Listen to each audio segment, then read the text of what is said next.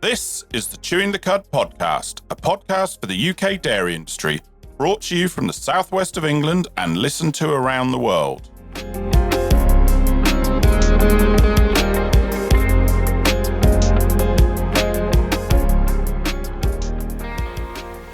Hello and welcome to Chewing the Cud podcast. My name's Andrew Jones and with me as usual is Sarah Bolt. How you doing, Sarah? I'm very well, thank you, Andrew. And how are you? Yeah, I'm not too bad. It's one of those unusual ones. We're actually together in person for this. It's unusual for intros to be recorded face-to-face. It is, isn't it? It is. So today's episode, well, it's the other half of the podcast live event we did back in February. So this time we're talking about Herbal Leys. It's a good one, isn't it, Andrew? I think so. The only thing I will just warn people, and it's me being a bit overcautious, is unfortunately the joys of technology. I didn't discover until I came to edit it that my microphone dropped out. It was working and dropped out as we were doing the intros before we actually started the podcast. So I've had to use a little bit of AI magic and some of my own to pull my voice out of the background of the other three mics. So I sound a little bit tinny in places, but overall it's not too bad. It's really not too bad at all. I think you're probably very conscious of it, and I'm sure most listeners won't even notice. Well, and to be honest with you, our guests are the most important people, and they sound absolutely fine. And, you know, listening back, there was some, like you said, it's very practical. There's some really good tips in there that I'd forgotten about until I was listening back. So, yeah, it's well worth a listen. It's definitely timely as well. Yeah, that it is. So on that note, we'll let you go take a listen.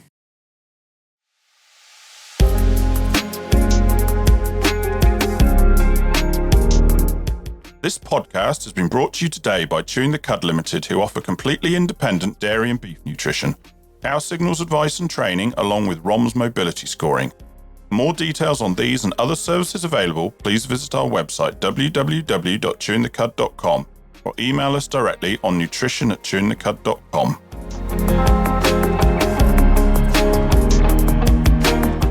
Chewing the Cud Limited now offers first aid training from a registered first aid at work trainer and experienced minor injuries practitioner.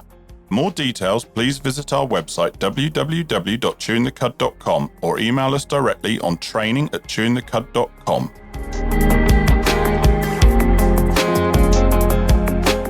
Hello, I'm Andrew Jones. And I'm Sarah Bolt. And welcome to the Chewing the Cud podcast, a podcast for the UK dairy industry. Farmer, advisor, processor, and everyone else. We have topics and episodes that will interest you. We discuss the practical and the technical aspects of different UK dairy industry topics. We aim to make you think about what you're doing and ask yourself, can it be done differently? Listen to us speak with specialists from inside and outside the industry about their area of expertise. Subscribe and listen to episodes for free on your favourite podcast platform. Sign up to our website, www.chewingthecud.com, for podcast notifications so you never miss an episode. And links to our socials, including Instagram, Chewing the Cud Podcast. All one word, and remember, no G. Or email us direct on podcast@chewingthecud.com. If you like what we do, please share and leave us a review to show your support. And that's it. Enjoy today's episode.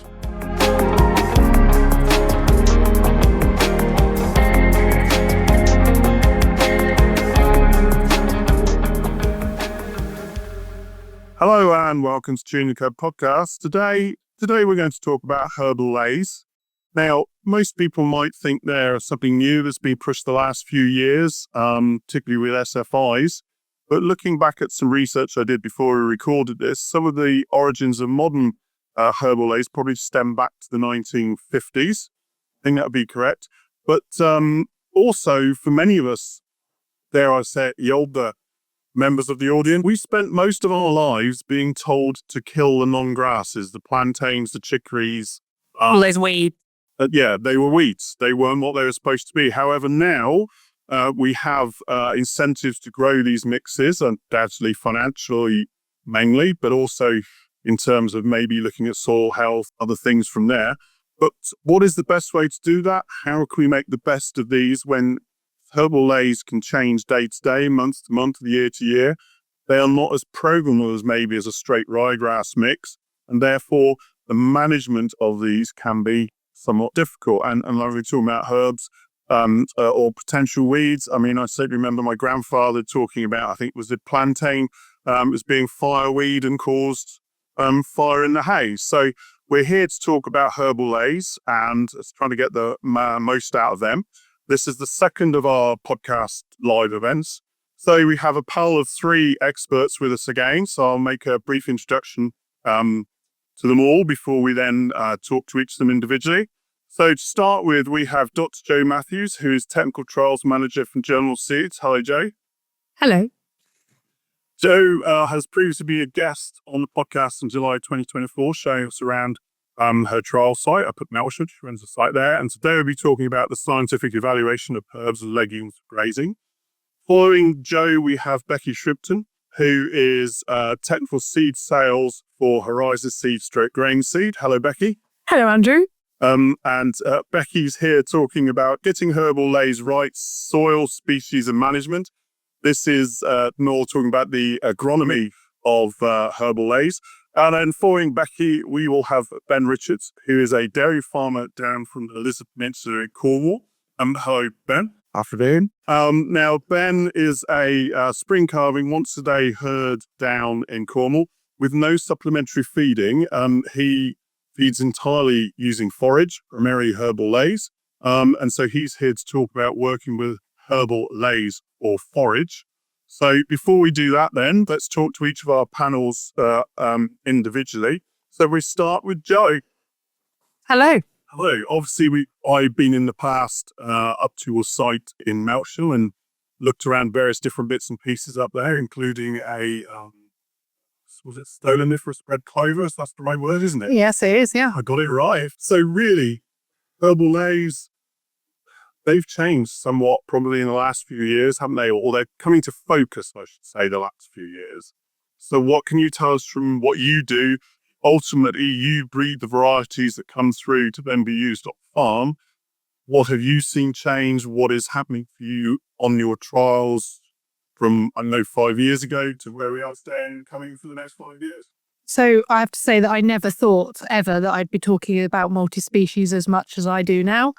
They've definitely become an increased focus, and the diversity of those lasers changed. And there's an awful lot of data that if you look around, you can find lots of literature from New Zealand, you can find it from different parts of the world, but actually how much of it relates to kind of the UK conditions. So back in 2018 was the first trial we put in, which was really simple.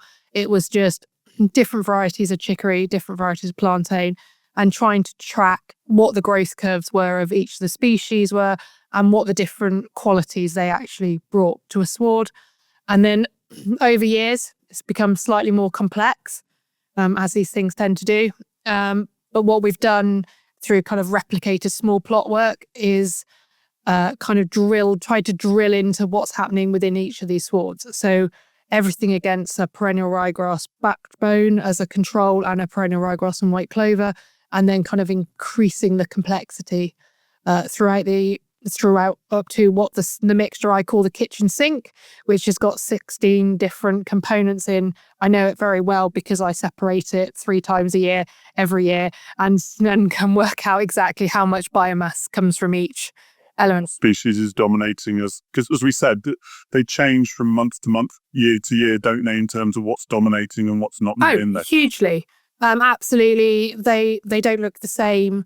I would say 1 minute to the next, but they are slightly more consistent than that.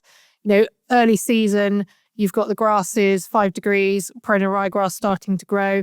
That really kind of dominating that really early season grass, and then early season sward. And as you move through the season, you get kind of clover dominance. Clover starts at 8 degrees. So then as you progress through, you see that coming to fruition. So the herbs that you see early season, mainly plantain, that kind of can compete early season with the perennial ryegrass. And actually a lot of the New Zealand material indicates that it's the shoulders of the year, the spring and the autumn. Our data that we found really indicates that we don't see it that prolifically putting loads of biomass into the autumn. Is that right? Because that's something I've always been told, a mixed species lay will add the shoulders to the season. Oh, undoubtedly it will, but it's not necessarily coming from the plantain. So actually what we've got big clover dominance in that part of the season. We don't see it in terms of plantain. Majority of the plantain is all in the early part of the year. And then you get kind of chicory mid-season. Chicory tends to stop growing at 11 degrees. So actually you see that kind of kicking out. And because of its deep roots, you really see that in the midsummer when you're expecting drought, particularly with how at that point of the year, perennial ryegrass or all the grasses have gone into reproductive growth. So they've largely stopped growing or put large amount into leaf biomass, and other species at that time are really starting to come into their own, which is where you see the overall total yield benefits from more diverse mixtures. So tell us a little bit more about some of these 16 different species within the in the mix. We've obviously got different grasses, legumes, and herbs, or forbs as some people call them. Can you talk us through sort of some of the basics? Yeah, so I have to say that what we did with the trials was we would kind of progress the complexities. We kind of went the ones that I tend to call the major herbs, so chicory and plantain, and then we get kind of secondary or slightly smaller ones like like burnet, knapweed, yarrow, sheep's parsley, and that kind of thing.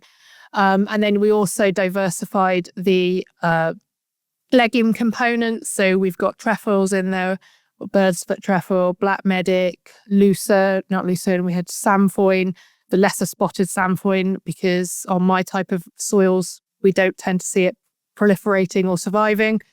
So what sort of soils does samfoin not like, and what does it Doesn't like wet feet. The trial site is a highly fertile site, and it's silty clay loam over a very disgusting yellow clay that could make some excellent pots, but that's about as far as it should ever see daylight.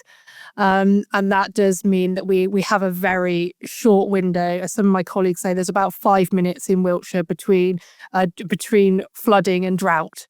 It switches very, very quickly. So it's actually a really good site to test some of these concepts out and see at what times of years these different species can actually assist or put on significant amounts of biomass.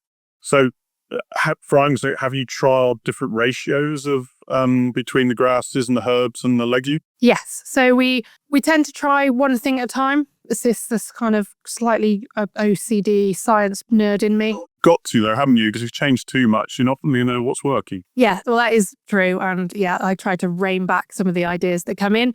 But no, we've played with different ratios of chicory and plantain and see how that affects the dominance within the sward and the persistency of the sward. We've also done work with tall fescue, meadow fescue, cocksfoot, putting those into the mixture, how that affects the openness of the sward, how resilient it is, and also the persistency as well.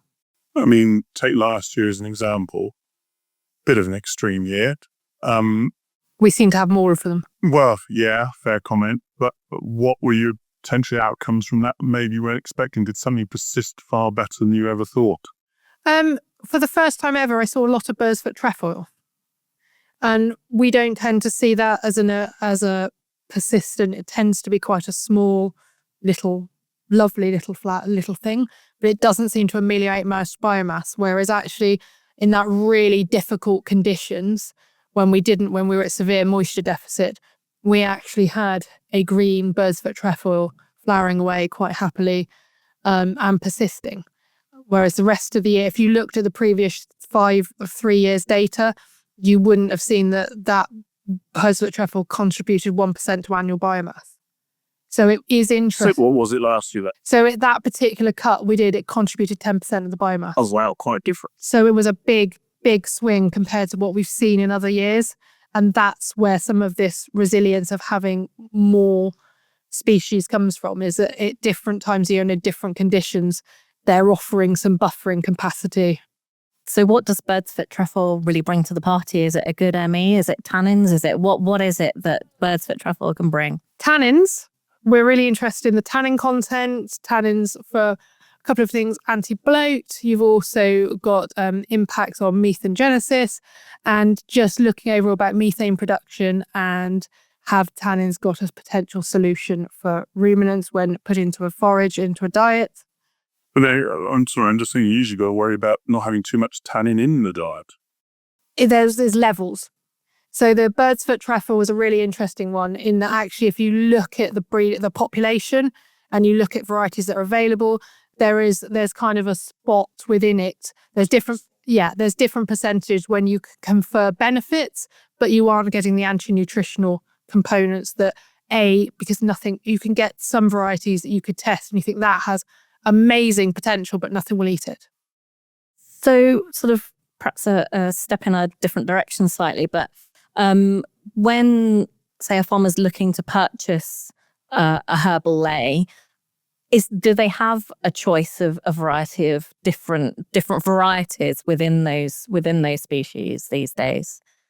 Well, there tends to be quite a limited supply, if I'm being completely honest. But there are people like myself or different other researchers that are looking at different mixtures on different varieties and assessing what they feel is most appropriate. We did the early work we did with chicory and showed that actually we had a different chicory growth profile with 2 different varieties. So now we put those together in a blend so you get the best of both kind of coming to fruition. So there will be ongoing research looking at what's available and potentially breeding things that are felt to be bringing the best characteristics forward. But you're saying we're getting more of these extreme years. I'd say that's where some of these mixtures do come in, because I'd definitely seen it. Wouldn't have been last year, but it's 2022, 23, something like that, another dry year. And I remember going to see a client and they had field with just grass and it was dead or looked dead, brown, not a lot there. But you went into this field that had a herbal ley, then a mixed species ley, and you just had bundles of, when you first walked in, all you could see was just bundles of red clover. And then you got down in there and you parted the red clover, and under there was this little microclimate. Everything was still green because the clovers was maintaining that moisture, and everything was still there ready to go. So as soon as they got the moisture, that ley just sprung back into action because it was ready to go. Whereas the one with the grass was going to take a good couple of weeks before it even went anywhere because it was sat there looking effectively dead. So there's 2 things, and we get quite a lot of farmers and groups coming around to site. And I say there's a difference between drought resilience and there's surviving going into a drought and persisting for longer and giving you mouthfuls and bites for your stock. And then there's ones that don't come back. So quite often some of the ryegrasses, they kind of go into dormancy. They shut down, they look crispy. They've almost gone into survival mode. They've put the white flag up and said, I'm just sitting here until we get a rain event. And then you get species like red clover, really deep taproot, and they tend to grow longer into a drought. But then what you sometimes see is if you don't get a rain event, they will have been weakened because they'll have used all their energy reserves. And if you look at the populations in the following year, you will find that a lot of that clover has actually, red clover may well have disappeared. One of the biggest reasons for loss of white clover out of a sward is actually drought, because white clover still continues, and at what point it does stomatal closure is variety specific, and also it's one of the it quite often grows longer, and then you lose the cover coming out. And we particularly saw that in the data from the 2022 to 2023 year. We saw a completely different sward makeup post-drought event, a significant drought event, than when we get short snaps. Which makes sense. You say that they're going as far as they can until they just give up and that's it. But I mean, where's the research now compared to where it was? I mean, I guess you said we started with not a lot and it's a lot more complex. Where do you see it going moving forward? In 5 years' time, we have the same conversation. Where do you think it will be? Well, we've looked at nitrogen levels and implications that has on persistency of species and also on sward overall biomass and how much extra yield you can potentially achieve with under those diverse conditions. We're now looking a little bit more about like what you were discussing earlier about that herbal ley, about longer growth, grazing, and how that impacts soil temperatures. So we've got soil probes in, looking at surface temperatures and seeing whether or not by maintaining the length of the sward, whether or not you're creating that microclimate and it shelters the soil and give a bit more of a protectant effect. So that's where we are at the moment. I hate to have to think about that because my father was telling me that for many years and I told him he was mad, and now he's back in fashion, or may indeed be correct.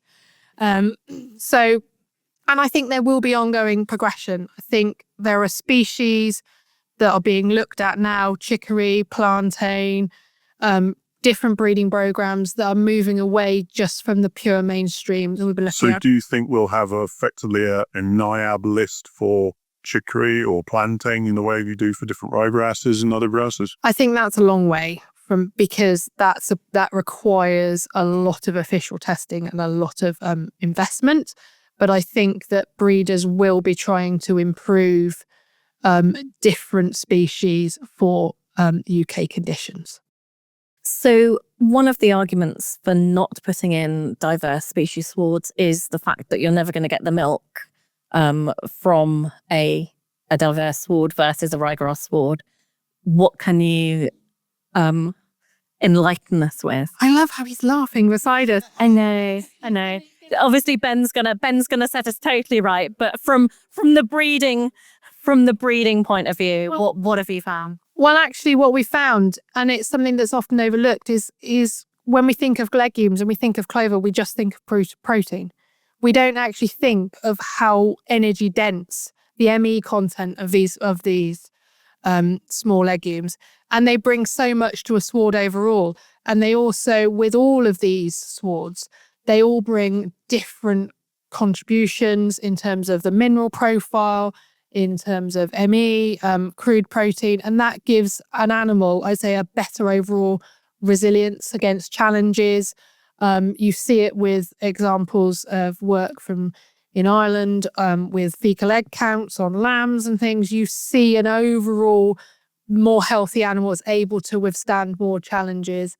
And there's some very good qualities can be held from some of these species that are multi-species lays. So what you're saying, they have value, because I mean, to some people, I'm going to say the older generation again, it's a field of weeds, but really they are something that has benefits, not just purely if you're looking at feed value, but you're looking at it from a more holistic point of view in terms of what it offers, in terms of minerals, in terms of health, in terms of well-being. And I know myself, I've had clients that will say, yes, they find more milk when they go on them. But I guess it's the difficult thing is they need to be managed differently. They're a challenge. Yeah. I mean, I'll be honest, when they first started coming more in profile, more profile again, the first people that looked at it that I found and thought the people that would go with them were the spring carbers, with the grazing boys. But most of them, once they looked at it, backed away because it wasn't that 21-day rotation. It was a 28 or whatever. It was out of sync. It just wasn't manageable. But it is manageable, isn't it? It's just different management. It's just different. And you have to accept that they don't look the same in January or in March or in 3 years' time. And that's the biggest challenge I see to them is when you're looking over the hedge, as we all do, amazing roadside agronomy and roadside farmer watching, because I am one. And you go, oh, I don't know about that. And I mean, we've had farmers drive by and go, why are you growing all those docks? I'm like, chicory, just letting you know, definitely chicory. And they are different. I can't speak so much for the dairy sector. There's a gentleman here who knows far more than me. I speak from beef farming and growing young stock, and we found it really valuable. But it is accepting that they look different. They may not look as pretty as a perennial ryegrass sward, but they do bring value, particularly in mid-season when you're coming up against a potential drier period of time. Thank you for that, Joe. I think now we'll move on to Becky, who's here basically to talk to us about the agronomy of Herbal Leys. So I suppose the first place to start is, what should we be looking for when we're looking to sow a Herbal Ley, and how should we choose what we're looking to put in?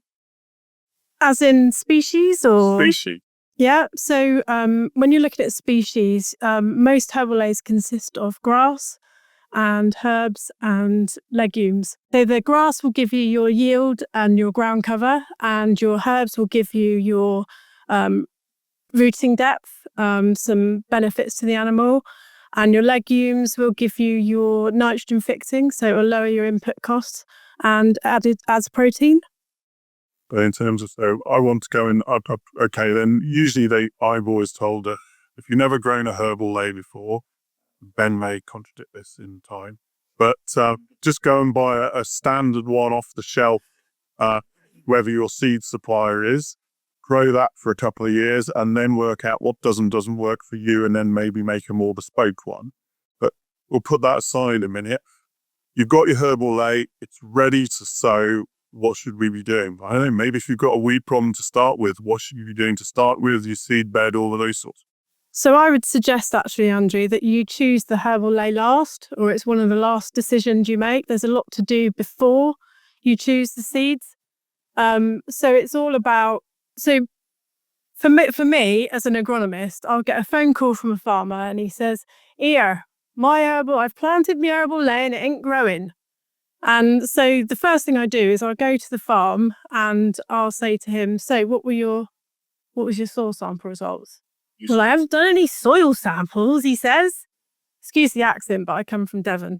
So he hasn't done any soil samples. So how does he know what he's dealing with? Under red tractination, doing what, every 3-4 years? 3 to 5 years. Yeah, farming rules water.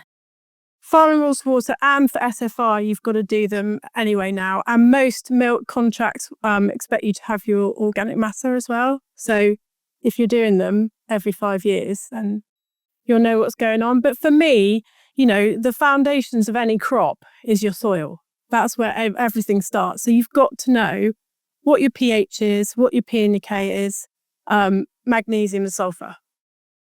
Standard source. It is standard, but you'll be surprised how many farmers don't soil sample and then they plant their herbal ley. Expensive, really. 25 quid for the whole lot. 25 to 30 quid now for a full sample.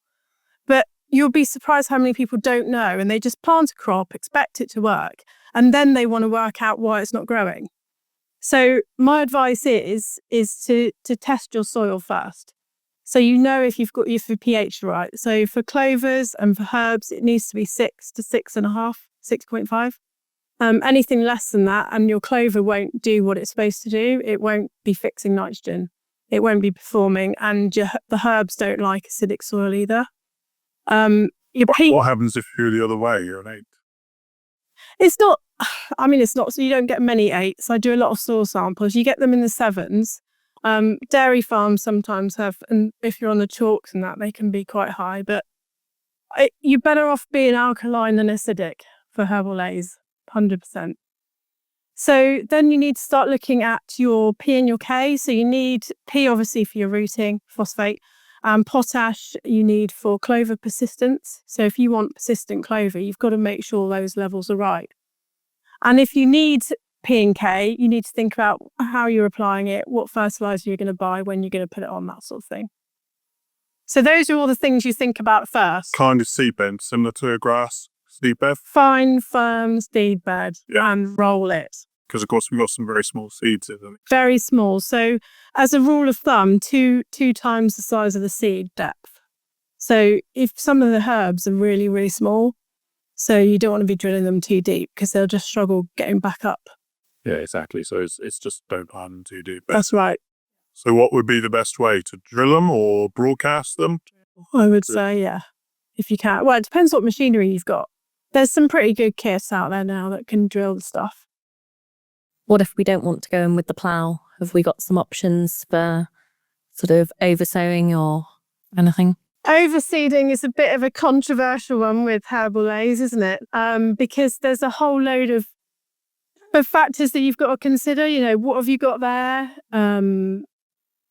They're small seeds, so you can't just drill them into a ley and expect it to work. There's so many variables. Because it's quite difficult for farmers that are on some of these contracts that require sort of regenerative type practices, and so are going down the herbal ley route and then sort of effectively being penalised for ploughing. So it's trying to find that balance for everybody, isn't it? Yeah, definitely.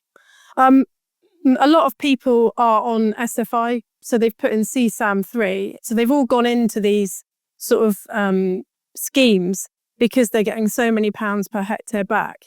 And they're just sticking Herbal Leys in willy-nilly without really... What system are they?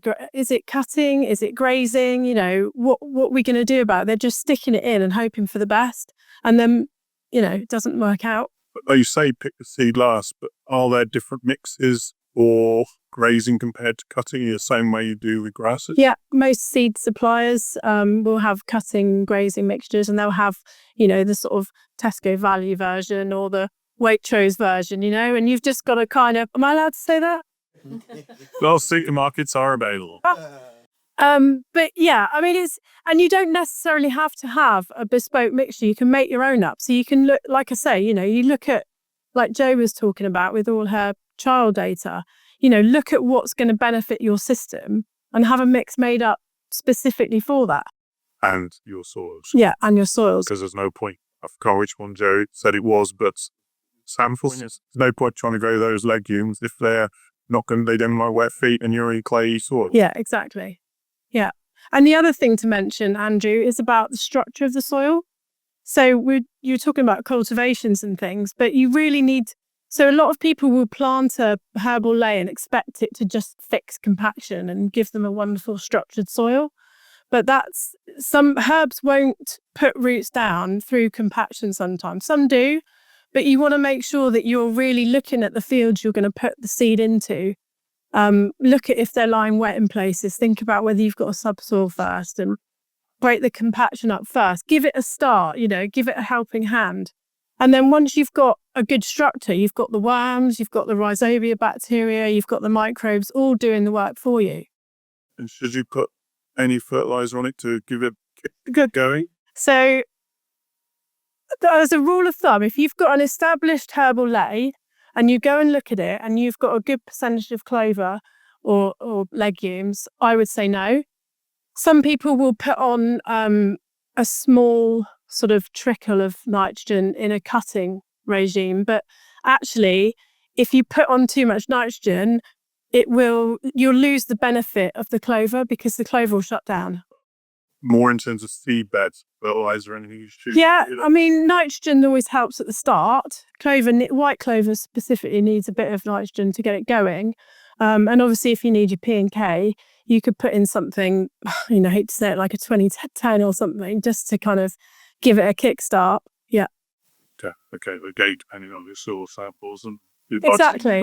Exactly. Yeah. Whether you need some lime as well. Yeah. So, I mean, the thing is with any crop, you can't, like I said, you can't just put it in and hope for the best. If you get all these factors right before you plant it, you are in the hands of the gods.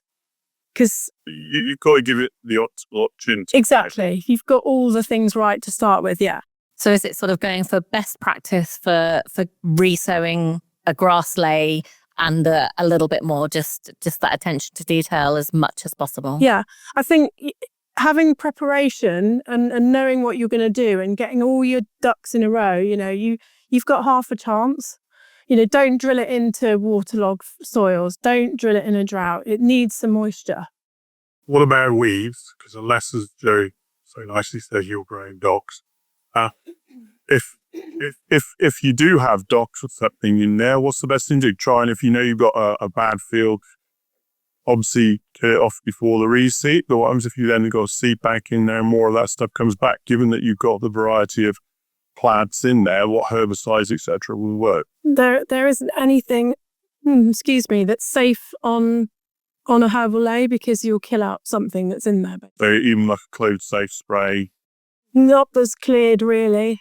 No. So really, if you want to do any weed control, it needs to be before you even start. Glyphosate, yeah. Put a clean field to start with. Yeah.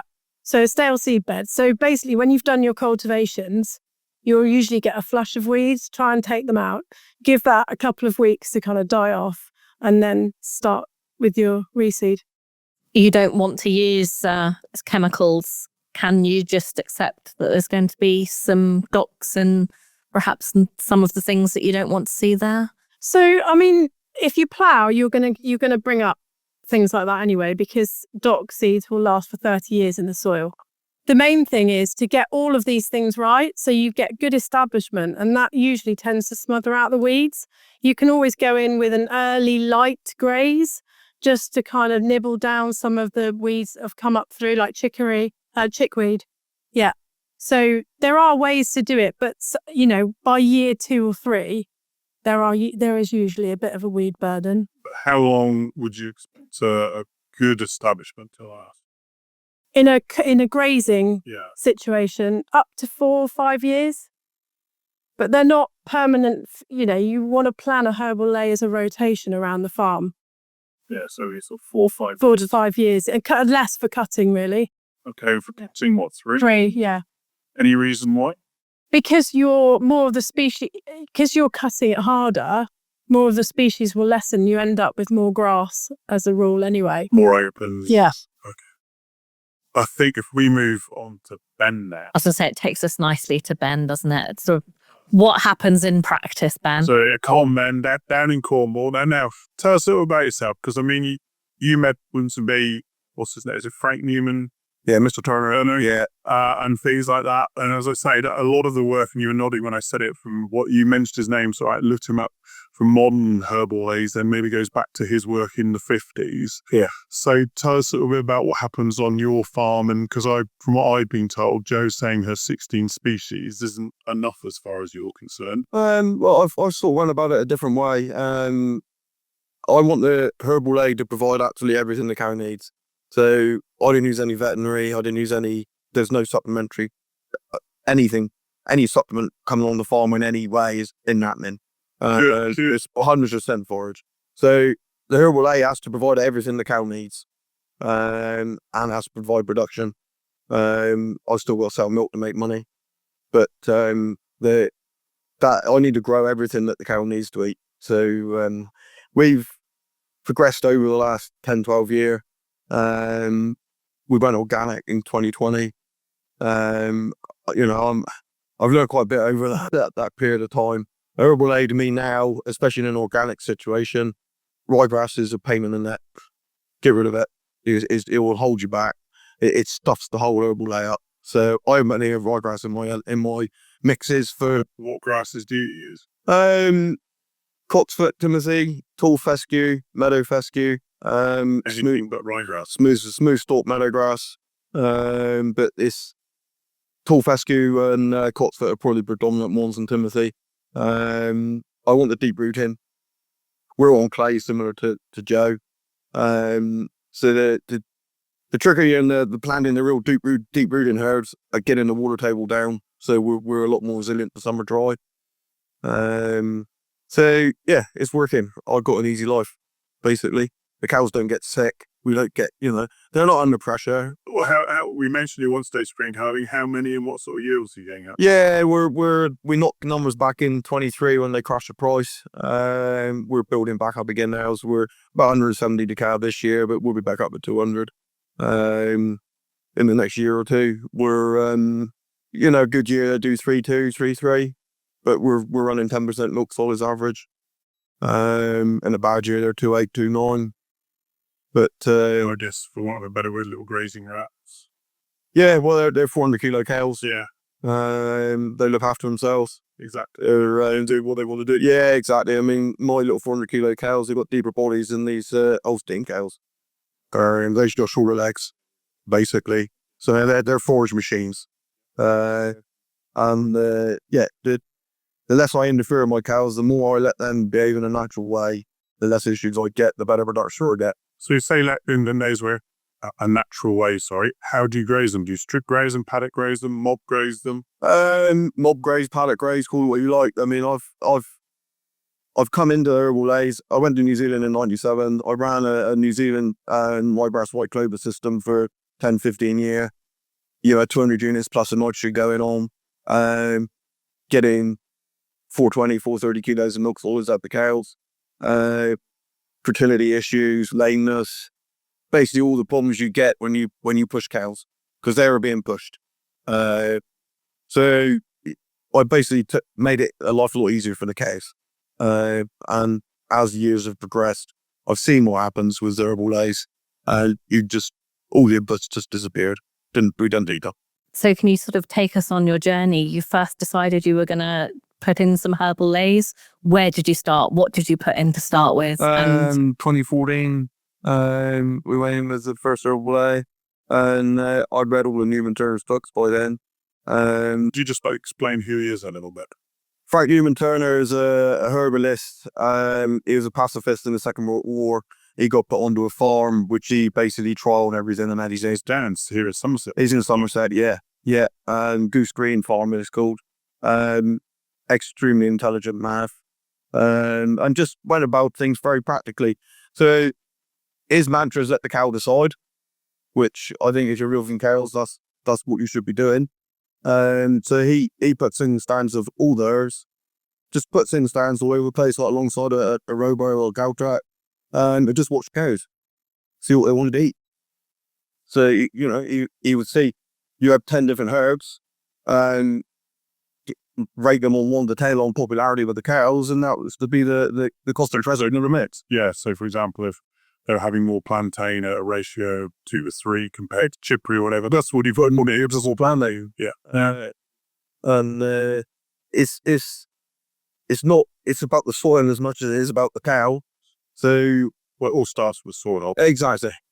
I mean, we come off chemicals in about 2016, but the soil needed a bit of nursing back to health again after 30, 40 years of chemical feeding.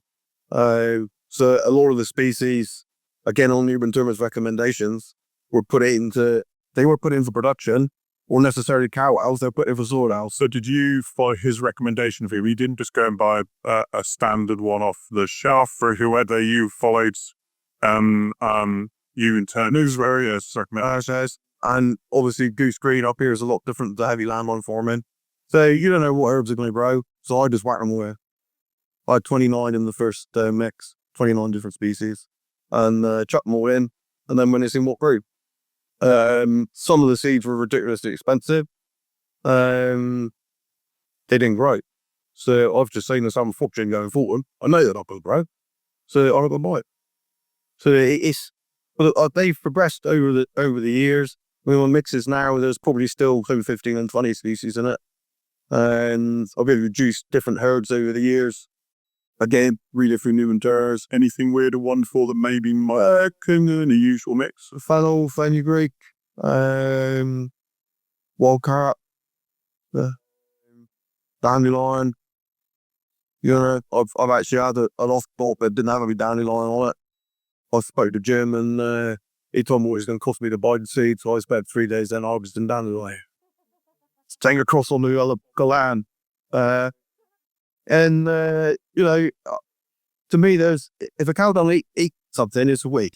Cows will eat pretty much everything if it's produced in the right way. Stocks aren't a problem to me. We've got less stocks now when we are conventionally farming, and the cows eat them. So, they're nutritionally quite dense stocks.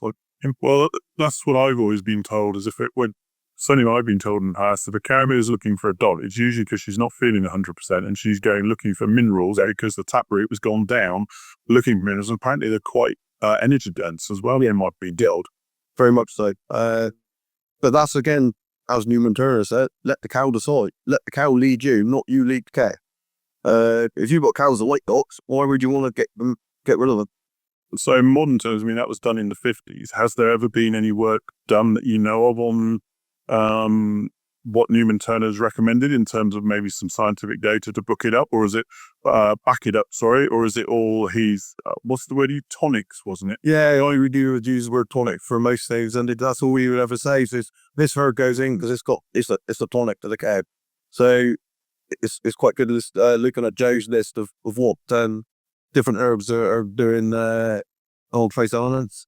I'm just doing it to eat the pads. I've got no science to back up anything I've done, but the results in the cow skin for you is working out.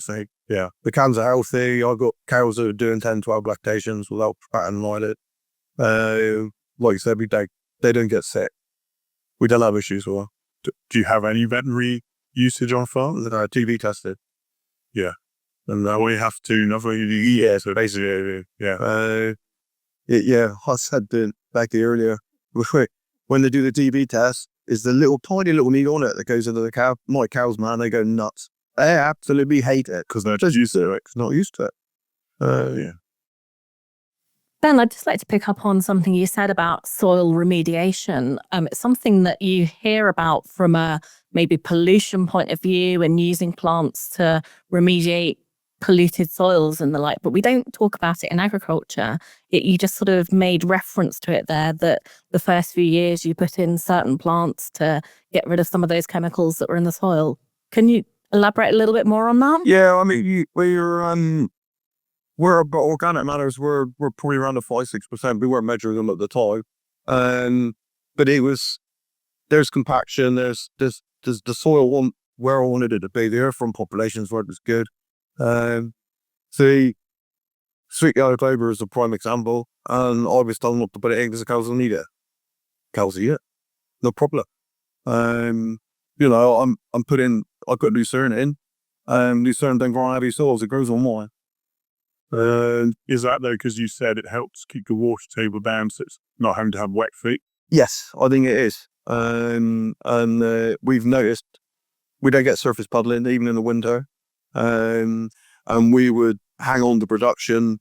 We can do 3-4 weeks more, at least, maybe even 6 weeks longer of grazing before we start having any issues. You've gone down for, because the grasses you mentioned as well are all deeper grass, aren't they? Yeah, very much so.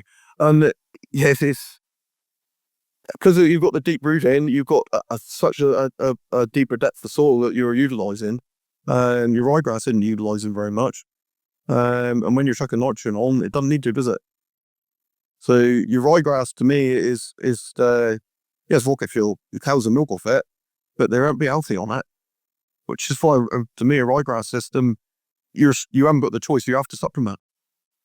Which, if that's the way you want to farm, that's fair enough.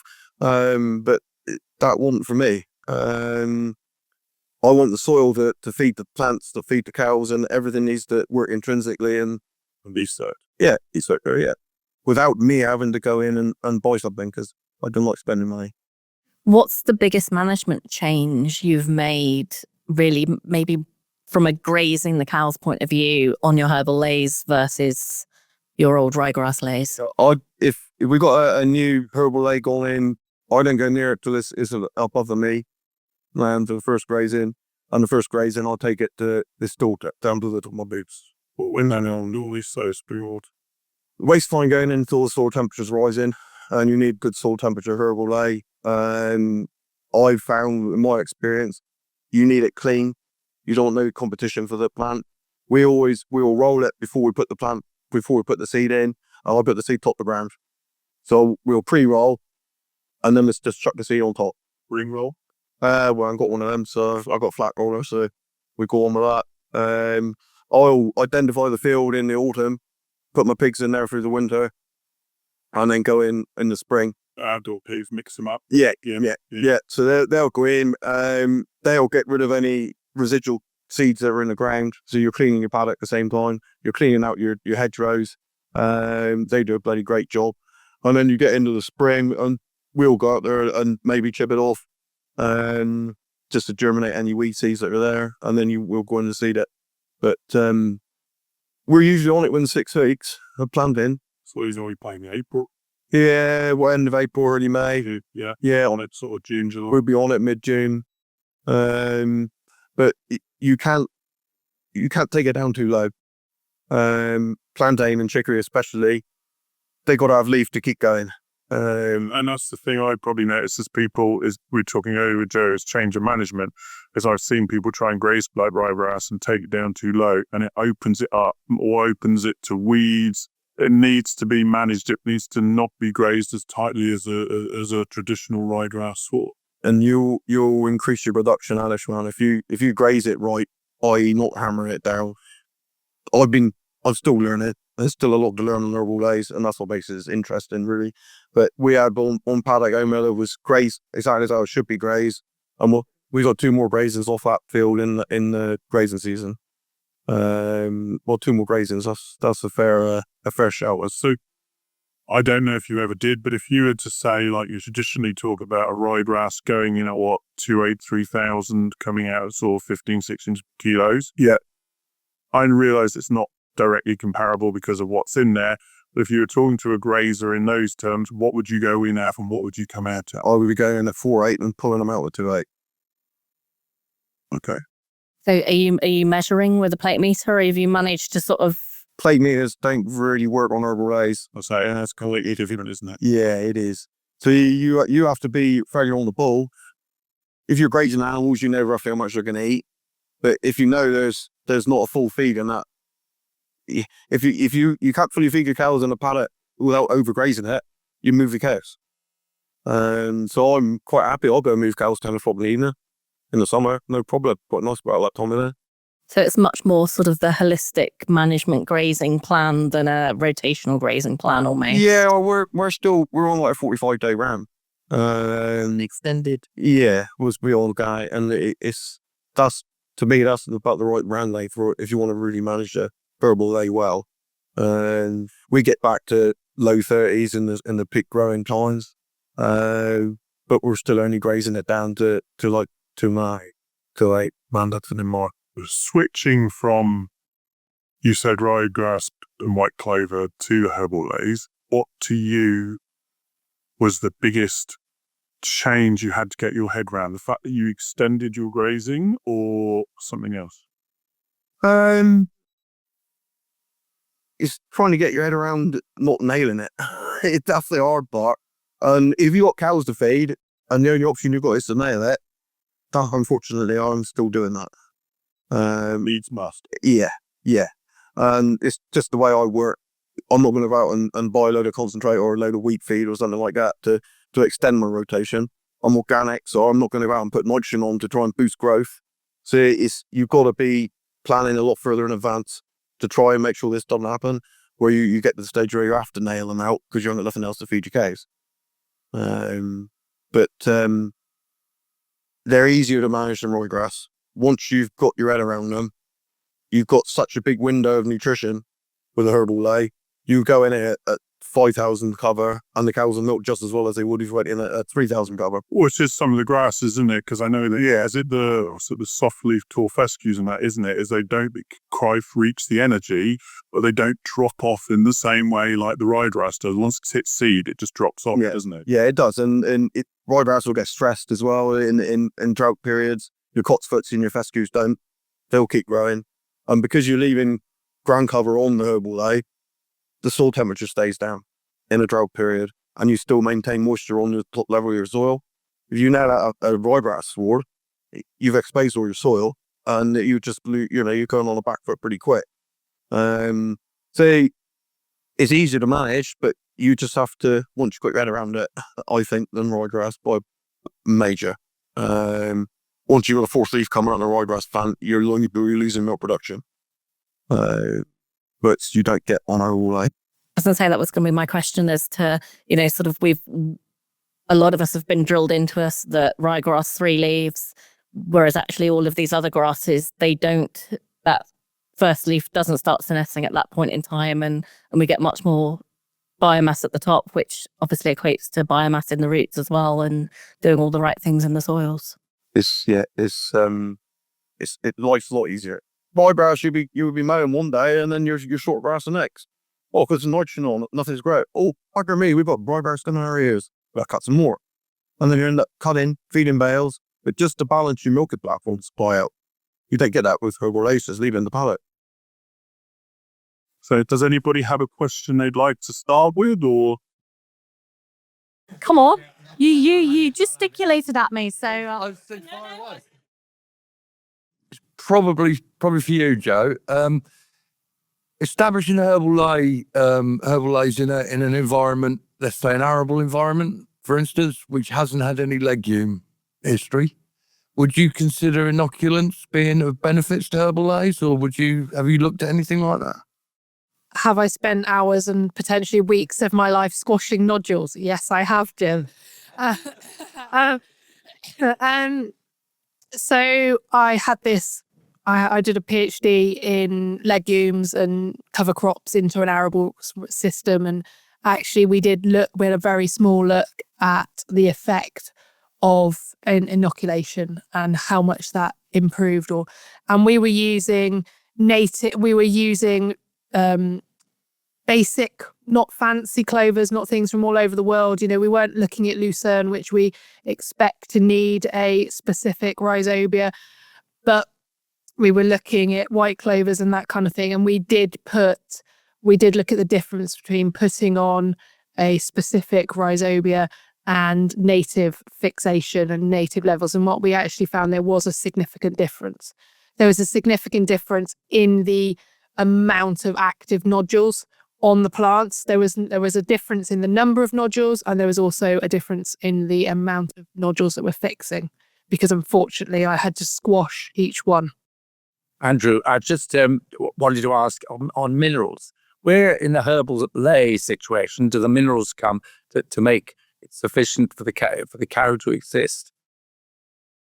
So that's for you, Joe, isn't it? No, are you? Yeah. And I don't so I'm happy with active here actually. I mean, I was spending 3 or 4 grand a year on minerals, and I was looking at the minerals. I was thinking, hang on a minute, half of these the cows can't even digest. They can't absorb them. It's just a salesman flying in the gate trying to flog your minerals. Or depending whether it's a sulfate, whatever they might have. Yeah. But surely it's better for the cow to be able to get the minerals from a natural source that she can digest.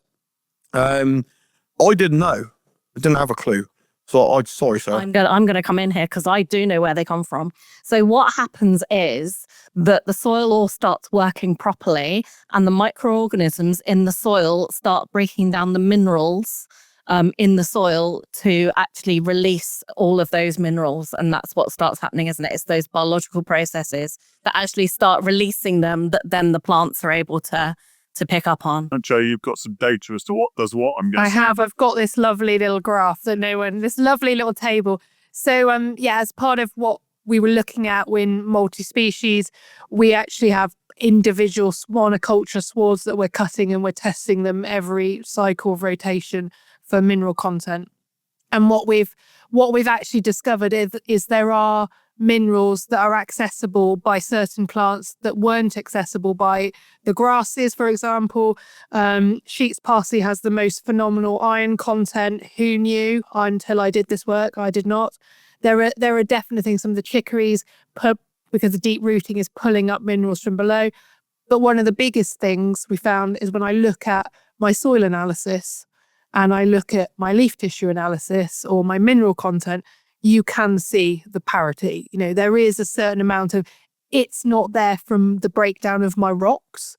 So actually it may not be there, but there are definitely extra minerals and a different mineral content that is accessible by some of these plants that isn't accessible by the grasses. And I guess some of that will be to do with some of that, like the microbial or the microfauna within the soils, that actually different roots will be attracting different microbiota and all sorts, and therefore different availability is my guess. That's just and not there's talking lots from a still scientific. to learn. There's so much to learn, isn't there? It's so much fun. Ben said you would turn as all tonics, wasn't it? Yeah, he was. Yeah. But again, you trust your cow. She knows what she needs. As long as she can access it, she will sort herself out. Well, we've all seen cows do pica and go looking for soil or whatever they need. Yeah. They're looking for sand, don't they? Yeah. I mean, we've got going once a day milking took the demand off the cow. The twice a day milking, you're stimulating the cow more than she can produce naturally from a forage-based diet. In my opinion, if you're going to milk a cow twice a day, generally going on, you have to supplement in some way, whether with minerals or extra feed or anything else. But like I said, I was spending 3 or 4 grand on bloody powder minerals. I thought that's far too much money, so I cut them back. Never started using mineral bolus. Then I killed an effort with putting mineral bolus down her throat, so I'm using them no more. So we went on a mineral drench, and milk price crashed. Mineral drench cost me 800 quid. I thought, bugger it, I'm going to use it all to nothing. Never seen any detrimental effect with the cows. Yeah, and that was to do with you going off once a day milking, or when you were on twice a day? And I was still giving them a mineral, we were having mineral supplementation when I was milking twice a day. And once a day, we pretty much dropped it all out. And we weren't, the cows have got healthier since then, as the soils have come right and the herbs are allowing them to access everything they need. I don't want to just follow there more a bit with Joe. You mentioned the trials, and obviously you're cutting to test what these ones out. As we've said, the grazing period is longer between grazes. Is your trials, instead of cutting every 3 weeks, cutting longer in these multi-species lows? So we're doing both. We've got what we now call a short and a long. So we've got your 21 to 28 day rotation, and then we've also got 42 to whatever it may be, if my maths is going to hold up. And so we're looking at the differences, and we have the long grazing is on taller covers. It's on, and we've got this marvellous tool. It's not a cow because they poo in my trials and I'll make a mess. We've got what I call a hoofer. So I've got the effect of the physical trampling of the stock on a machine that we're passing across to try and beat up the swards. Is that new? Because I don't remember that thing there when we look around. It's my new fancy thing, yes. And it's trying to. We can't have livestock. We admit that to try and make the trials more even and get better results. But equally, it's giving a little bit of an understanding of how the physical soil properties will change between a short defoliation taken quite tight on your traditional kind of graze out, and one that's on a longer length sward and taken on a much longer period. And we're just going to be able to see the differences between those two. With the trampling side of it, you've got your real deep rooted herbs that are pulling a load of minerals up. If your animals are trampling them, the minerals are coming out on the leaf. So that leaf matter then is deposited on the top of your topsoil, which then allows those minerals to be accessible by all the other plants. And so the whole system sort of pulls together as far as minerals go. And I don't know, do you agree with that one, Joe, or not? Well, it's actually something we are looking at. So that is part of, so there was a very big sweep of soils before we went in, and we still have the simple lays in there and then the complex lays. So we're able to look across all of them, and then 4 or 5 years time, we've got the ability to then compare across and see if we can see any significant differences in not only in chemical profile of the soils, but also in terms of worm count, in terms of porosity, and in terms of all of those things that we talk about and we hear from multi-species or herbal lays. Can we actually prove it? And that's the bit that I try to do. Question for Becky is seed availability. The country's gone from growing virtually no herbal lays to everyone growing them.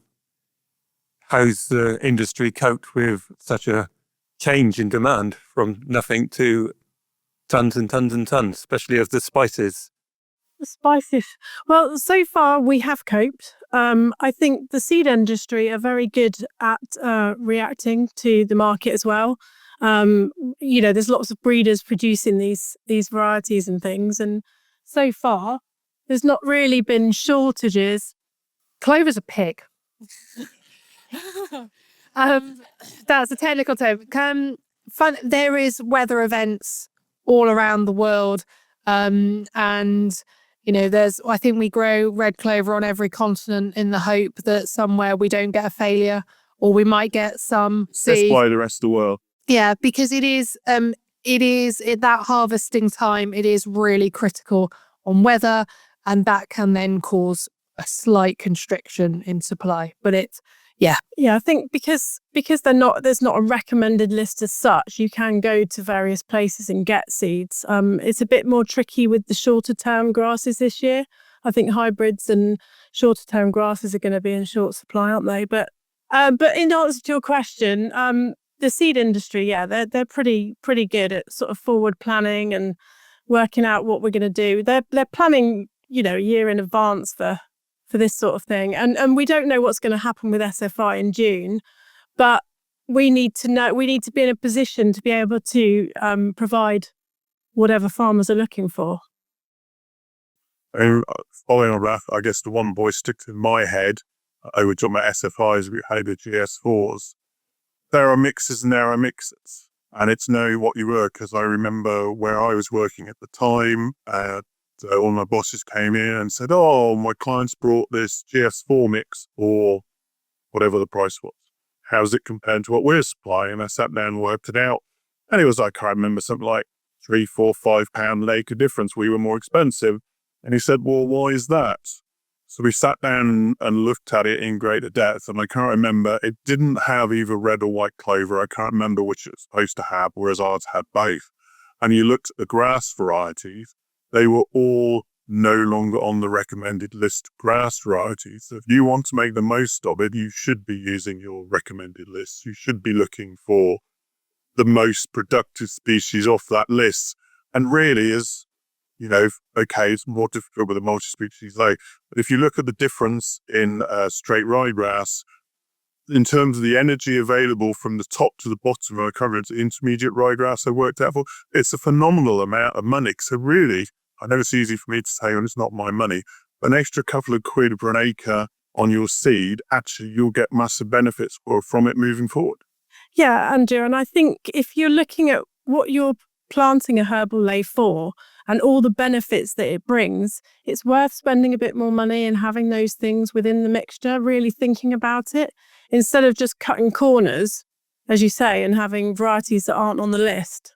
I mean, they were obviously there at one point, but they've been superseded by better varieties. That's why we have the list that we do. We do. A question for you all from me is, what is best practice to make good hail size with herbal leys? We don't tend to cut them if we can help it. I've got some tree grazing I've gone in over the last 3 years. So I don't like fencing them, they're a pain in the neck. So we have cut in between. Again, you want to keep your bar up so you're not taking the crowns out your herbs. So you want to be leaving, yay. I should say that's what, 3 or 4 inches? Yeah, and around, yeah. No, that's at least 9 inches, that is. So yeah, we would let it mature, let it flower, and so we were cutting in between the tree rows, and we took that off now, probably end of May, I suppose. Mow it in the afternoon, rake it and bale it the next day. Well, you weren't leaving it, you didn't find, because I mean, I suppose one that makes you think of is 2 things that made me think of is obviously those leaves don't wilt as well as a ryegrass or a grass, so probably want a bit longer. I suppose the sugars aren't there to go with it. So Joe's obviously waving. So I know it wasn't waving, I was just doing my impression of a leaf shatter. No, I mean, we have on the farm at home, we have some cutting herbal leys, and they're swinging to the arable rotation for various reasons. And we don't have chicory in that sward because I've unfortunately attempted to bale chicory before and ended up with these sort of stalks. Doesn't ravage, just sort of punctures. You're a bit too woody. And that's gone too woody, yeah, and it will just puncture the wrap if you're not careful. The other thing it does is if you cut a chicory stalk off, you get a hollow stem, and that hollow stem is then the perfect entry point for the water, and then it rots out. So from all of that perspective, that's why we choose not to have chicory in our grazing cutting leys at home. The other thing, yes, the mower, we've got to keep the mower up a bit, red clover, any of those kind of things, legumes in that sward, and make sure we're not doing any crown damage. And then the big thing we try to do is still rake when it's a little bit damper, so we're not getting the leaf shatter. Yeah, so we don't get that leaf shatter, and we're very gentle now we pull it across. What about additives? Because I've always been told anything that's got a heavy amount of clover should have an additive in there because the clover is acting as a buffer and is not allowing that rapid drop in pH. So you should be using an additive for any of those sorts of silages. Well, we're going to be, because our trials person, we're going to be experimenting on that this year, and we did do a couple of clamps differently to see what the quality is going to be like when they're coming out. And there's also, I know you've discussed you're not a particular fan of perennial ryegrass.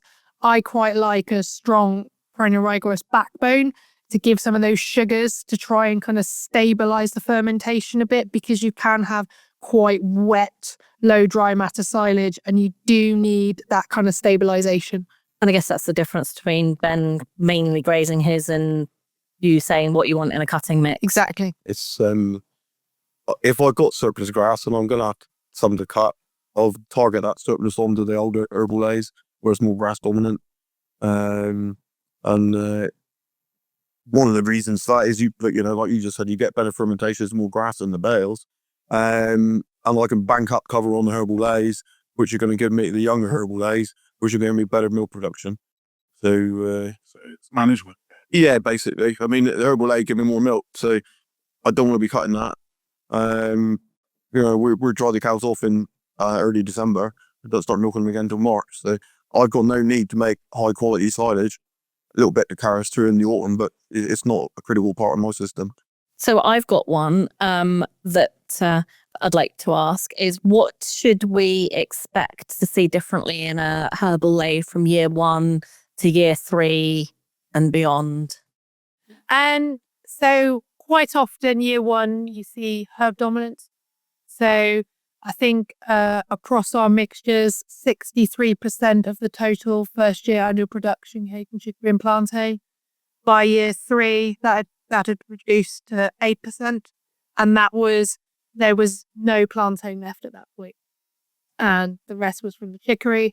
There was, and what we actually saw was, I thought the chicory numbers plummeted quite significantly in terms of population initially, and then sort of stabilized at a new level, whereas the plantain continued to kind of decline. Well, then there's pie charts they've found from another well-known seed company. And it is, as you say, it just shows the makeup literally month to month, year to year, doesn't it?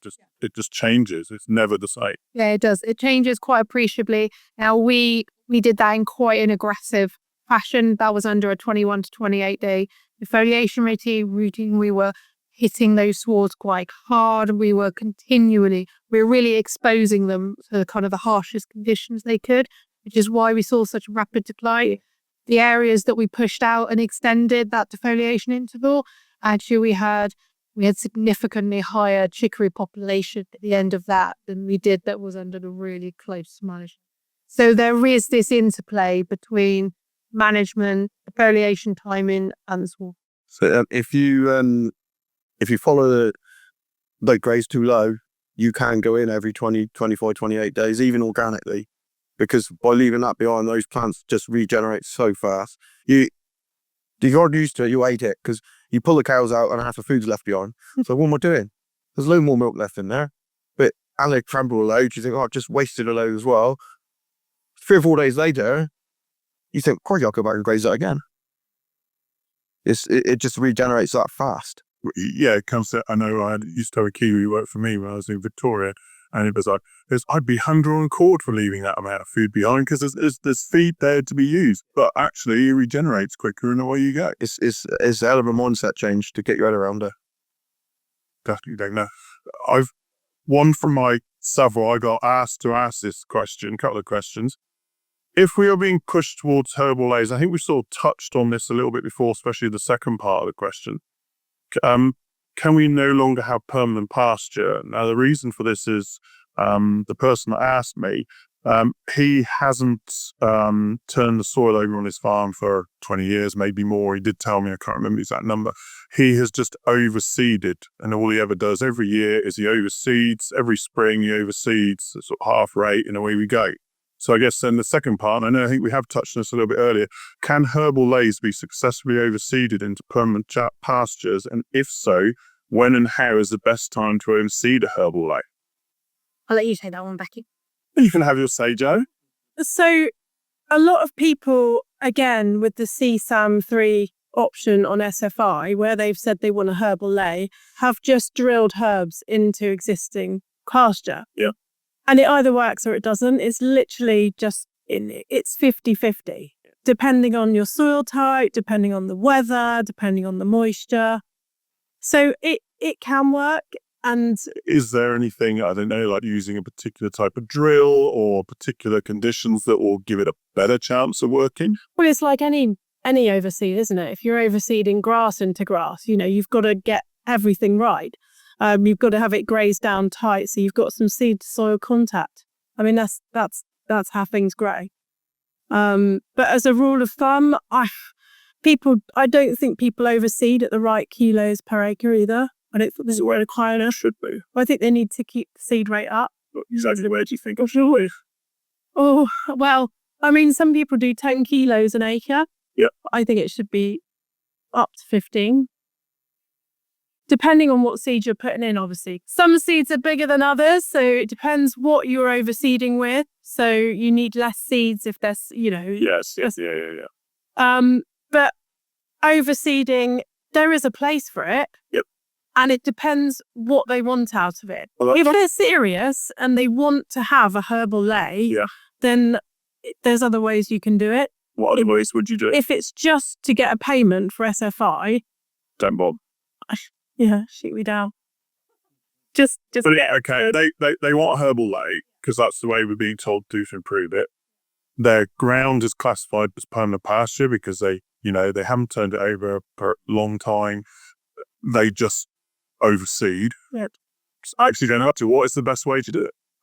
again, graze it down tight, drag some power. As you would really anyway. Yeah. Drag some chains or power harrow across the top and then drill it, but keep the seed rate up. Give it half a chance. Joe?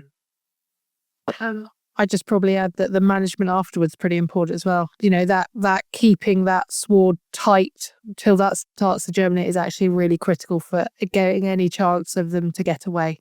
And soil seed contact is vital in this situation. And don't try and graze it or anything too soon. Just leave it to grow and get those roots anchored and the growing points up, because you let animals in, they bite it off and it doesn't come back. If a successful overseed means it needed overseeding, if it fails, generally you didn't need to do it because your existing pasture has come back stronger than your seeds have. So I seed to soil contact, obviously, but if you've got a field that's been pugged up in the spring, you've had a wet spring and you've pugged the paddock, jag a few chain arrows over it, get a bit of earth, it will look like a bare field. If your older pasture then is coming through and ahead of your seeds, you might shout me down for this, but I would go in there and nip it off. Just to give you've got leading stage seeds underneath and your old pasture is taken away. Those cotyledons are going to get shaded out. So I would go in there and give it a light grazing. Let those cotyledons come up through. Yeah, sometimes it works, sometimes it doesn't. So I've got a question here for you. So for a farmer thinking about herbal lays for the first time, what's the biggest mistake he should try and avoid? Not soil testing. That's quick and easy. Ben? Plant it in the autumn. I'd never go in the autumn, always the spring or summer. Well, if you did go to Becky or Joe, then, because Ben's already said no doubt. But in your autumn, how late would you go? Middle of August? Yeah. September is a no for me. Well, you say that, but this last September probably would have been okay. Everything's a risky biscuit. It is. Nothing is guaranteed. But as you edge closer towards September, and we've done it. I've done it on the farm at home, and I've said we're rolling the dice. And it does increase the risk. Tend to get, springs can or be reseeds can be tricky, but those herbs like those ground conditions. You have to get a legume to trifoliate stage before the winter. So it's mid-August. As a general rule, it's mid-August for those clovers and those herbs at the latest is when you should be reseeding. Look what nature does. Nature doesn't. It would naturally be seeding midsummer when all the plants are naturally seeding themselves. And nature also leaves the seed top of ground, it doesn't bury it. Dandelions, been briefly mentioned already. I hear that they use them out in Holland on their herbal lays. Why aren't we using them in this country? I missed the first bit, please. So I might say that one again. Dandelions. Oh, yeah. You're using them, but basically you don't buy them in a herbal lay pack in this country, but you can. It's in Holland. Yeah, well, we're looking at getting it, but the seed cost is just prohibitive. I've got a lot of respect for a dandelion. You can't kill them. They're hellish good for bumblebees early season because they flower. We had dandelions flowering 10 days, fortnight ago at home. They grow regardless, don't they? Cows love them. So why would you not have dandelion in your mix? They're also hellish deep rooted. They're pulling up a lot of good stuff. and the cows love them. They're they're an integral part of any pasture system to me. They're great. Becky or Joe, can you? Well, so I was just going to say, you mentioned cost. What is the cost of dandelions that made you go and do it yourself? It's over 150 quid a kilo, wasn't it? Yeah. But then I went and harvested it to take to the farm, and I had a carrier bag like full up with dandelion seed, and it probably weighed about 100 grams. So if you bought a kilo of dandelion seed, you'd have a hell of a lot of seed. It didn't take very long, And where I harvested it from, that paddock was seeded when I got married. That's over 20 years ago. We haven't put Herbal Ley in that paddock because it's naturally turned itself into, you haven't got the plantain chicory side of it, but there's yarrow, there's sheep's parsley, the cows have moved the seed around. And it's still growing well, so. So you made the comment there that the cows have moved the seed around. We were all aware that clover can survive the cow's digestive system. Do some of these other seeds do so as well, or do we know? Well, it might not have been the cows, might have been birds, might have been wind, but I've never put herbal seed in this paddock, and it's naturally growing, or it's growing it now. I was going to ask Joe and Becky if they knew anything about dandelions and feed quality and the like. Well, all I know is farmers ask me what they can spray to take it out. So I'm not gonna pass comment on that. And unfortunately, it's not a species I've looked at yet. Yet being the operative word. So taking this last summer, certainly here in Somerset, there were loads of buttercups everywhere. Have you tried buttercups, Ben? You're cringing when I say the word buttercup. Share with me your experiences. I don't like buttercups. Cows don't eat them. They're buggers to get rid of. And they're not edible, are they? Or if they are, they're not. My cows don't like them. They're bitter with the alkaloid content. So they're in the same way that ragwort is. It's just not quite to the same extent, which is why they avoid it within the swards. Live and learn, because you'd have thought that, is it just me? But I thought dandelions, if you pick a dandelion and touch your mouth with your fingers, it's quite bitter, like very bitter. Not that everybody's going to think I start eating wildflowers at this rate. What have I been doing in my spare time? Yeah. So I think there was one of the other ones that we were talking about earlier, Joe, before we started recording. We were talking about knapweed, and that grows like a weed everywhere, doesn't it? So can you tell us a little bit more about knapweed? Because it's not one that I would think of putting in a mix. Well, no. And actually, if you look at its overall performance in terms of biomass accumulation, it doesn't bring a huge amount in terms of total annual production. But what we did find is that we had MEs of 12.4, and that was a real surprise. I wasn't expecting a knapweed to be producing that at certain points of the year. And its mineral profile is really interesting compared to some of the other varieties, copper, boron, sulfur. So it is slightly different to some of the others. I have to also say that it may be really interesting, but actually it wasn't present in huge quantities in the soil. We couldn't get it to persist. Now, you may be, under your type of grazing, you may be able to get some of these to persist that we're not on our particular soil types. And that's where this kind of debate gets quite interesting, because you can have the most nutrient dense, the most brilliant mineral profile, but it could get grazed out with the cows after one sitting, one meal, and they're done. And then what does it actually bring into your sward? It's kind of a one-hit wonder.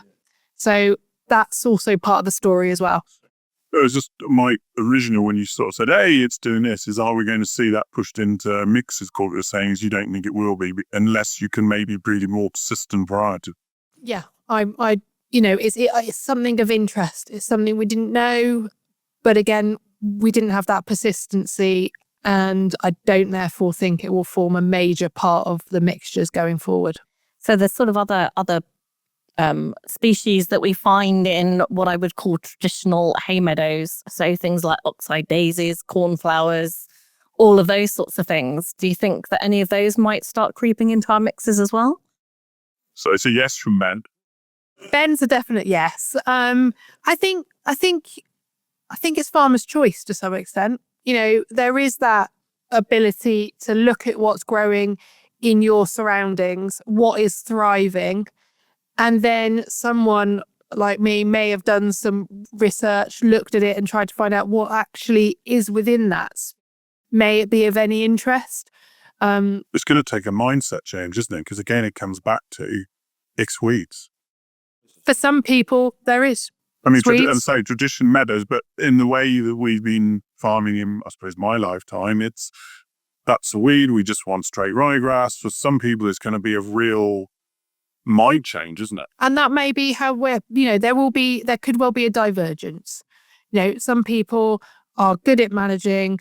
They have a great ability to manage a perennial ryegrass white clover sward, and they will feed it and they will utilize it to its utmost. And then there may well be a different sector of the market that go, do you know what? I'm looking at it in a different sphere. I'm accepting the challenges that it is. I'm learning from them and I'm finding my own way through this. And that may well mean they want to put dandelions in. They might find that, knapweed is brilliant in their area, or birdsfoot, trefoil, or sandfoin, any of those kind of things. And so there could well be some changes. I think on the other note, what you've got to remember is trials all cost money and time, and it takes somebody to kind of take hold of that. And you've only got one season effectively, haven't you? And the seasons can be affected by so many different things that the data you get will vary year on year, soil by soil. Stuff is getting a lot more specialised. Yeah. The money's not going to be thrown at it like it has been ryegrass or whatever it has. Yeah, so somebody's not going to do a trial on the oxeye daisy specifically because it just takes so much time. There could be somebody doing it that we don't know about, but yeah, it's one of those things that, like you say, farmers will just have to try themselves and see what works and what doesn't work. Yeah. Well, I was then just going to ask you, Ben, about grazing, not grazing anything too tight. Surely when you're coming out from those grazing situations, you are left with some which is trampled. How long does that take to get rid of, or does it regenerate itself? Because it occurs to me that, it's how what you want to thrive underneath it. Well, have enough light. It's until you actually see it in practice, it's hard to get your head around. The paddock will look like, it will come back, it'll look like a grazable paddock again within a week. And you would think with the trampling, you'd lose your white clovers and the more, but you don't. And I don't know why, I don't know how. Herbal Leys don't like being grazed when it's wet. And if you go in there and do trampling, if you actually pug the ground as opposed to trampling it, you'll lose your clovers. And I put vetch, lucerne, and 4 or 5 different clovers in my mixes. If you pug them, you'll stuff them. But you can go in on if it was a real wet summer, I would probably tend to graze them on lower covers to eliminate the trampling side of it so much, or you get in there and get them out quicker. But like last summer is absolutely banging, and for the Herbal Ley, and it's interesting to see, but it's hard to explain without actually you seeing it for yourself. But don't worry about losing species unless you're going to graze it in a wet time where you're going to pug in. I mean, I've got a very small sort of anecdotal evidence in that. So we've got these 2 completely different regimes, long, short, sat next to each other. We've passed this mechanical cow across it, beating up this sward. And I went, I don't like it. I'm not sure about this. Do I need to try and take it down a bit more? Do I need to, because then we just pass over to get the yields. And what was really interesting and what I didn't expect was the chicory had bent over with sort of parasites. If an animal got through and they bent it over. And at every point along that chicory stalk that was bent over came new leaves within no time at all. And that surprised me, because the ones that were just over to the left-hand side that had been cut off quite tightly were still struggling to recover from that. And it was quite surprising. But I did have to spend quite a lot of time going, I'm not sure I like the look of this. I'm not sure what to do. Ben, you mentioned vetch. Yes, I'm wrong. I don't ever see a lot of vetches in a lot of these mixes. Is there any reason why? Should we see more of it? Newman Turner told me to put kidney vetch in, or one of his mixes. Vetch is a nice plant. Legume again, putting nitrogen in the soil. The cows like it. It's pretty plant when it's flowering, so you've got a lot of nectar there for pollinators. It seems to persist fairly well. I was going to say, I mean, Joe or Becky, you got any, to me, it just doesn't seem to be something you see a lot in mixes. And why is that the case? We see it a lot in the cover crop mixes, don't we? Yeah. But we see, no, but there are vetches available, but they're not in the Herbal Ley mixes, are they? I think They can be. 10 bespoke mix. Yeah, generally speaking, and it's interesting your experience about persistency of vetch. Generally speaking, if they're left a bit too long and then they get cut or grazed or whatever, they don't tend to then bounce back very well. They're quite a spindly plant that snakes its way up through the profile of the sward. So I think they tend to almost go into a lot of mixtures, almost as like a one-hit wonder for protein. They're also quite an interesting seed size. And then you can get some different problems trying to put all this mix. When you say interesting seed size, you want to explain that there? It's quite a big seed, quite a big round seed. And that when you've got really fine legumes and small, and it can cause problems with your calibrations basically, and seed settling out in the drills. Joe, if you're with your trials where you've got perennial ryegrass trials on the field and you've got Herbal Leys, how quick can you do your first grazing round on your Herbal Leys compared to your perennials that are under 200 kilos of N or whatever? Are you 10 days later? Is it the same? We're quite a heavy fertile site anyway. There isn't actually that much difference, I would say, but that has quite a lot to do with quite a lot of the Herbal Leys we're trialing have quite a strong perennial ryegrass backbone. To keep the base in, to stop it opening up too much for weed ingress and that kind of things.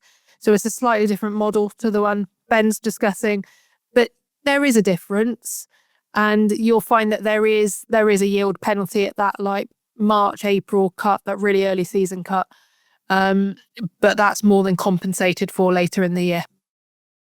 What about you then, Ben? Are you putting the cows out a little bit later than your neighbours, or because you're down in Cornwall and there's great growing conditions, actually, as soon as the land's travelable, you're out there anyway? Well, they're as soon as they start calving, they're gone. They're out. But we get quite a lot of winter growth down with us. I mean, when we was on the ryegrass system, we would get down to about 5 kilos a day in December, January. And then we'll be back up to 15 to 20s up in as you're coming into the early spring. There is detrimental, especially in an organic system. I can go and hit the farm with nitrogen and get my early growth. If we have a cold spring and the clovers don't get going, I'm relying on stored feed or stored growth that's come through the winter to take me through that first round until the clovers get going. But once the cows calve, they're out the grass, whether it's rain, shine, or whatever. They gotta go and graze.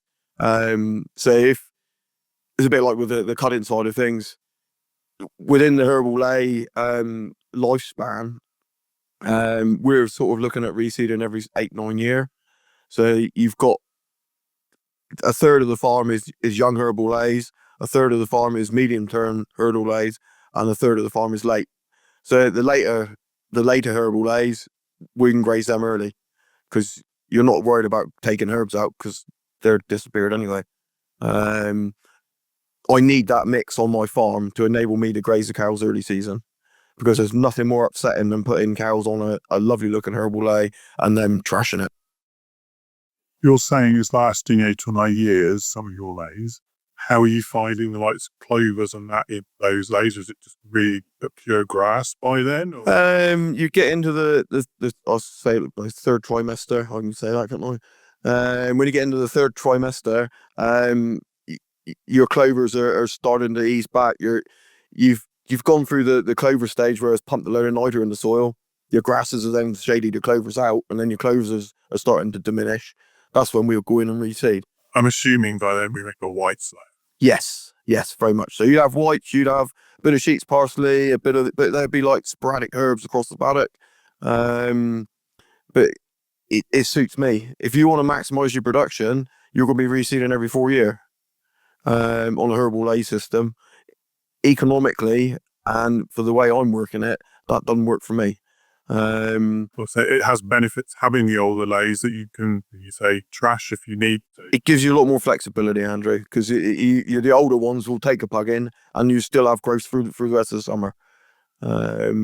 So yeah. So I'm guessing the whole farm is now Herbal Leys, but there are different, or you just use trimesters, there are different stages in their life cycles to then give you some of that flexibility. Yeah. And it gives the cows more variety as well.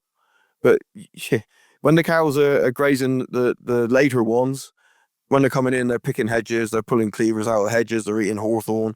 When they're on the early Herbal Leys, they walk straight in and don't even look at the hedges. So they're still going looking for the herbs, just in a different sort. Yeah. But when the earlier Herbal Leys, when the herbs are in full, they're prolific, they don't look to the hedge. And you'll see they're smiling when they're eating the early ones, and they don't look quite so happy when they're eating the later ones.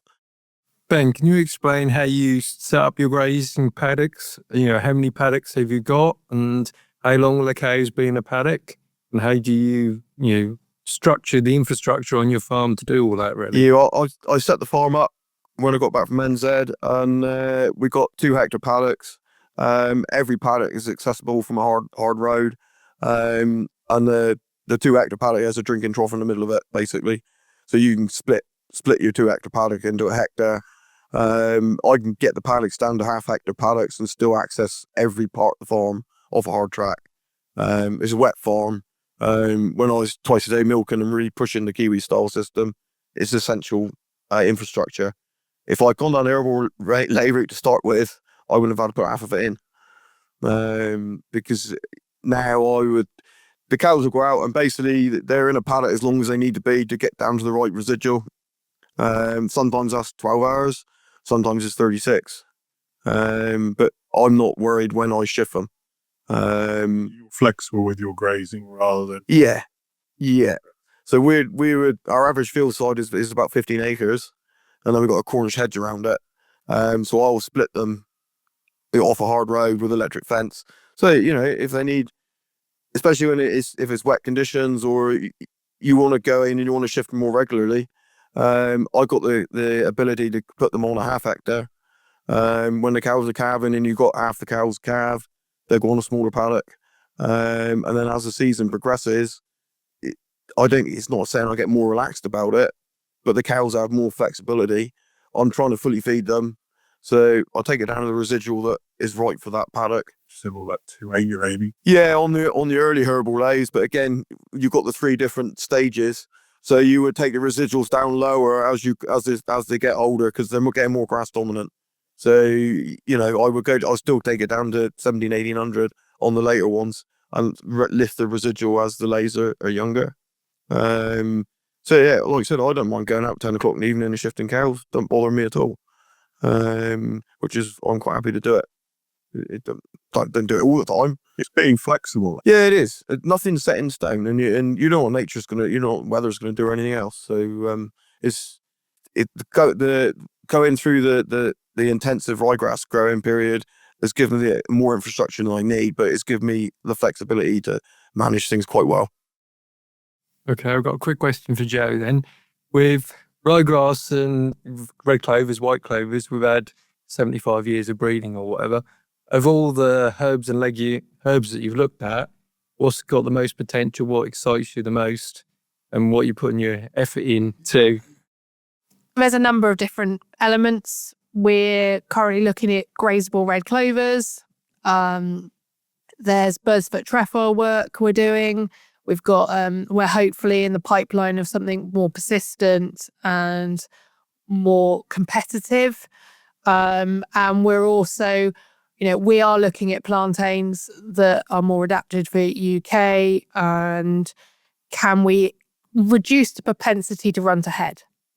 Because at the point a plantain puts up a seed head, its overall ME content plummets and it switches to a different form of production. And it does that at the point it normally gets quite stressed. So, but there is a huge, because these varieties haven't been bred like white clovers, like red clovers, there is huge scope and huge improvement that can be made if the market is to continue as it currently is.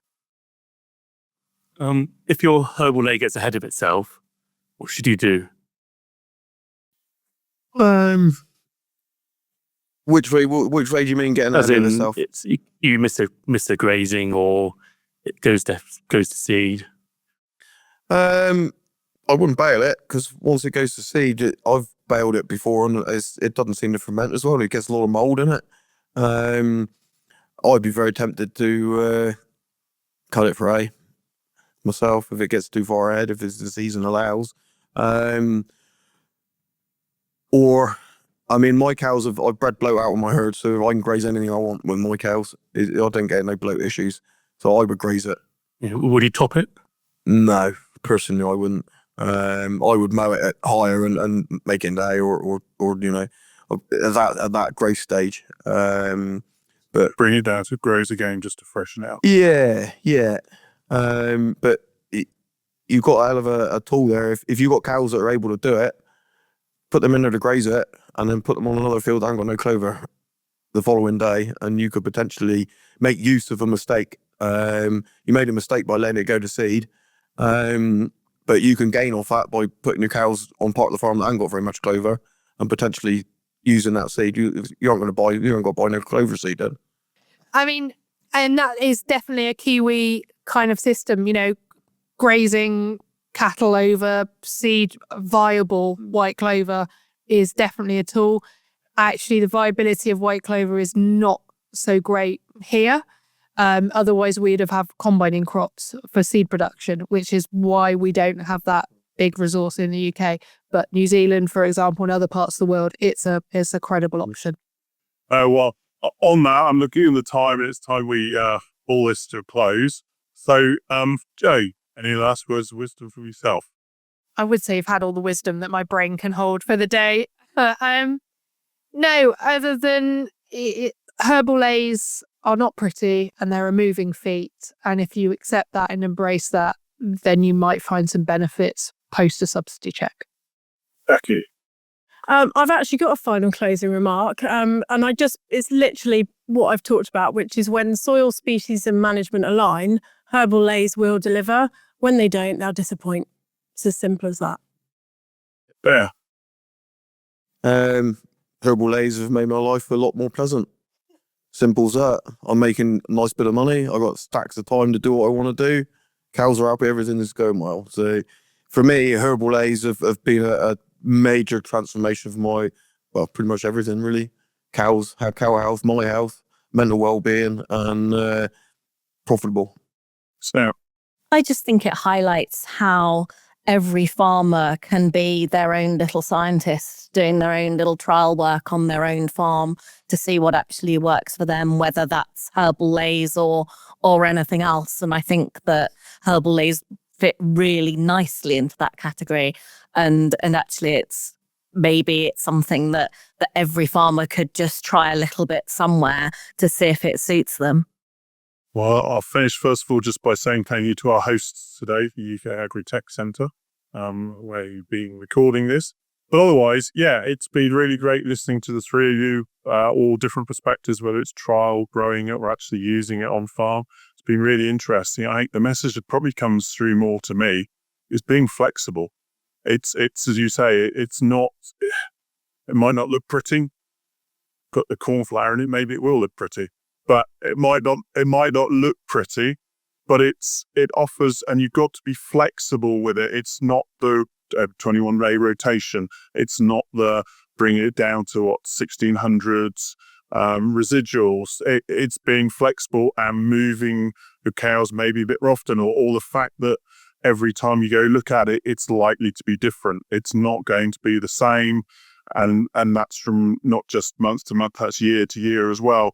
So maybe for some people, it's understanding that the management challenge is slightly different. And, it's all easy if we all just follow a pattern, but you need to be flexible. Maybe as that field isn't quite ready to graze, we'll move on to the next one that is, and then come back to it and look at maybe some of the benefits that we talked about. What minerals it's bringing, maybe potential health benefits that are coming from all of these things. And I guess we've just had that. So you don't need to be a Ben who's, this is fully on, this is how I do it, fully extreme. I think you'd accept that you are an extreme herbal lay grower. Would you offset that? Possibly. But, and I guess the Sarah's just in everybody should go try it and works for them and what works for their farm, which I guess comes back a little bit to what I've always been told, to try a herbal ley and work out what does and doesn't work for you. And every farm's going to be different. Every field's going to be different. And it's not the programmable ryegrass that you just stick in every field and hope for the best. It's going to have to be flexible with your management. To make the most of it, and don't grow it just for the fact that you're getting money for it. Grow it because that helps at the moment for you maybe to trial some of these products or mixes. But long term, if you're going to grow it because you want to grow it, you see the benefits for it, not just grow it because, I can make some money out of this, rather than thinking about what will it bring to my cows, what will it bring to my farm. But other than that, I guess it's a goodbye from me. And it's a goodbye from me. Thank you very much, everybody. Top job. Thank you to our audience as well. Thank you very much.